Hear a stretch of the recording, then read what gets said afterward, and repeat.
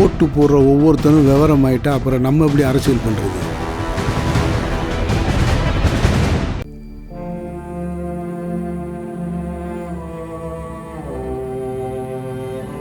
அடக்குனா அடங்குற ஆளானான், செம்மட்ட அடி கொடுத்த சின்ன துரை, 4 நெறி சிறுவனின் நச் பதிலடி, சத்தமில்லாமல் நடந்த சரித்திர சாதனை, படிப்புதான் முக்கியம், பவர்ஃபுல் சக்சஸ்.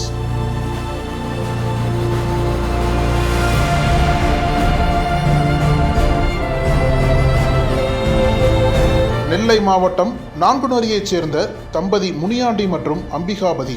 இவர்களுக்கு சின்னதுரை என்ற 17 வயது மகனும் 14 வயதில் ஒரு மகளும் உள்ளனர். இவர்கள் வள்ளியூரில் உள்ள பள்ளியில் படித்து வருகிறார்கள்.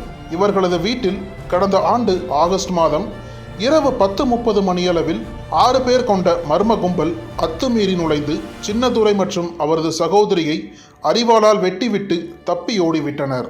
இருவரும் படுகாயமடைந்த நிலையில் உறவினர்கள் மூலம் மீட்கப்பட்டு நான்குநேரி அரசு மருத்துவமனையில் அனுமதிக்கப்பட்டு தீவிர சிகிச்சை அளிக்கப்பட்டது. இந்த சம்பவத்தை கேட்டு சின்னதுரையின் தாத்தா கிருஷ்ணனும் மாரடைப்பால் உயிரிழந்தார். இதனைத் தொடர்ந்து இந்த சம்பவம் தொடர்பாக வன்கொடுமை தடுப்புச் சட்டம், கொலை முயற்சி உள்ளிட்ட 5 பிரிவுகளின் கீழ் வழக்கு பதிவு செய்து 2 மாணவர்கள் உள்ளிட்ட 6 பேரை போலீசார் கைது செய்து சிறார் கூர்நோக்கு இல்லத்தில் அடைத்தனர். இந்நிலையில் பள்ளி கல்லூரி மாணவர்களிடையே சாதி இன உணர்வுகள் காரணமாக உருவாகும் வன்முறைகளை தவிர்க்கவும், நல்லிணக்கணம் ஏற்படுத்தவும் வழிமுறைகள் வகுக்கவும் ஓய்வு பெற்ற நீதிபதி கே. சந்துரு தலைமையில் ஒரு நபர் குழு அமைத்து முதல்வர் மு.க. ஸ்டாலின் உத்தரவிட்டார். மறுபுறம் கைகள் வெட்டப்பட்டு தேர்வு எழுத முடியாமல் சிரமப்பட்டு வந்த சின்னதுரை பிறர் உதவியோடு காலாண்டு மற்றும் அரையாண்டு தேர்வுகளை எழுதியுள்ளார். இந்த நிலையில் தற்போது நடந்து முடிந்த +2 பொதுத் தேர்வையும் அவர் எழுதியிருக்கும் நிலையில் தேர்வு முடிவுகள் வெளியாகி இருக்கிறது.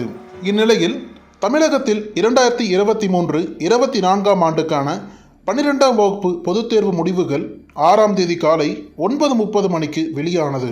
தேர்வுத்துறை இயக்குனர் சேதுராமவர்மா தேர்வு முடிவுகளை வெளியிட்டார். மாணவர்கள் தங்கள் தேர்வு முடிவுகளை அரசு இணையதள முகவரியில் தங்களது பதிவெண் மற்றும் பிறந்த தேதி ஆகியவற்றை பதிவு செய்து தேர்வு முடிவுகளை அறிந்தனர். இத்தகைய சூழலில் இந்த கொடூர தாக்குதலுக்கு ஆளான மாணவர் சின்னதுரை 12ஆம் வகுப்பு பொதுத் தேர்வில் 469 மதிப்பெண்கள் பெற்று சாதனை படைத்துள்ளார்.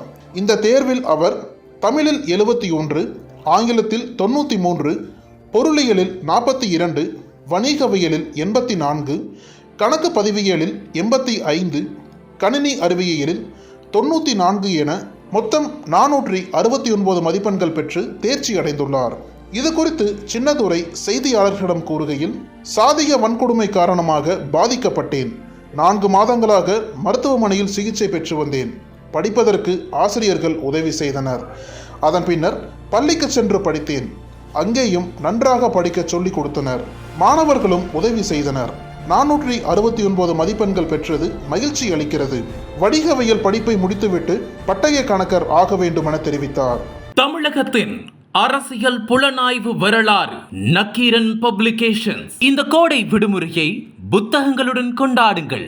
உலக புத்தக தினம் மற்றும் கோடை காலத்தை முன்னிட்டு ஏப்ரல் 23 முதல் மே 30 வரை நக்கீரன் வெளியீடுகளான அனைத்து நூல்களுக்கும் 25% சிறப்பு தள்ளுபடி. புத்தகங்களால் கோடையை கொண்டாடுவோம். அனல் பறக்கும் செய்திகளை அப்டேட் செய்து கொள்ள நக்கீரன் களத்தை இப்பவே சப்ஸ்கிரைப் பண்ணுங்க.